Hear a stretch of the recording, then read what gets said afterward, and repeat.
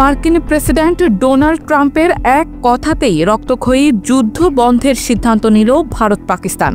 White হাউসের মধ্যস্থতায় অবিলম্বে ও পূর্ণাঙ্গ যুদ্ধবিরতিতে সম্মত হয়েছে দেশ দুটি। পাকিস্তানের স্থানীয় সময় বিকেল 4:30 এবং ভারতের সময় সন্ধ্যা 5টা থেকে এই যুদ্ধবিরতি কার্যকর হয়েছে। এই ঘোষণার পরপরই উভয় দেশ একটি নিরপেক্ষ স্থানে পরবর্তী পর্যায়ের আলোচনায় বসতে রাজি হয়েছে। মার্কিন যুক্তরাষ্ট্রের প্রেসিডেন্ট ডোনাল্ড ট্রাম্প তার সামাজিক যোগাযোগ মাধ্যম ট্রুথ সোশ্যালে এক পোস্টে এই যুদ্ধবিরতির ঘোষণা দেন। তিনি লেখেন, যুক্তরাষ্ট্রের মধ্যস্থতায় দীর্ঘ রাতের আলোচনার পর ভারত ও পাকিস্তান পূর্ণ ও তাৎক্ষণিক যুদ্ধবিরতিতে সম্মত হয়েছে। একই সাথে তিনি উভয় দেশের বিচক্ষণতা ও অসাধারণ কূটনৈতিক দূরদর্শিতার ভূয়সী প্রশংসা করেন। জিও টেলিভিশনকে দেয়া এক সাক্ষাৎকারে পাকিস্তানের উপপ্রধানমন্ত্রী ও পাকিস্তানের পররাষ্ট্রমন্ত্রী ইশাক দার জানিয়েছেন, ভারত ও পাকিস্তান সরাসরি যোগাযোগের মাধ্যমে একটি যৌথ চুক্তিতে উপনীত হয়েছে।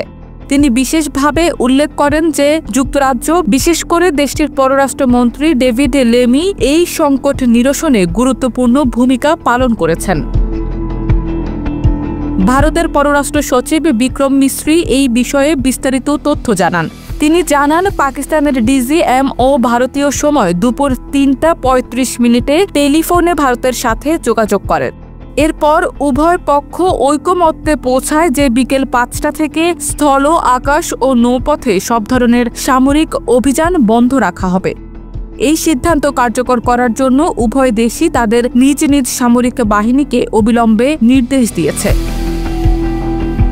পরবর্তী পর্যায়ের গুরুত্বপূর্ণ আলোচনা আগামী 12ই মে দুপুর 12টায় একটি নিরপেক্ষ স্থানে অনুষ্ঠিত হবে। এদিকে যুক্তরাষ্ট্রের পররাষ্ট্রমন্ত্রী মার্কো রুবিও সামাজিক মাধ্যম এক্সে একটি পোস্টের মাধ্যমে এই অগ্রগতি সম্পর্কে জানান। তিনি বলেন, ভারত ও পাকিস্তান একটি নিরপেক্ষ স্থানে বিস্তারিত আলোচনায় বসতে রাজি হয়েছে এবং শান্তির পথে উভয় দেশের প্রধানমন্ত্রীর ভূমিকার প্রশংসা করেন। এদিকে যুদ্ধবিরতি কার্যকর হলেও ভারতীয় সামরিক বাহিনী জানিয়েছে তারা এখনও সম্পূর্ণ প্রস্তুত এবং সতর্ক অবস্থানে রয়েছে। ভারতীয় নৌবাহিনীর কমান্ডার রঘু নায়ার স্পষ্ট ভাষায় বলেন, আমরা যুদ্ধবিরতির আদেশ অবশ্যই পালন করব, তবে আমাদের রাষ্ট্রের সুরক্ষা নিশ্চিত করার জন্য প্রয়োজনীয় সকল প্রস্তুতি আমাদের রয়েছে। অন্যদিকে পাকিস্তান সরকারের পক্ষ থেকেও একটি গুরুত্বপূর্ণ ঘোষণা আসে।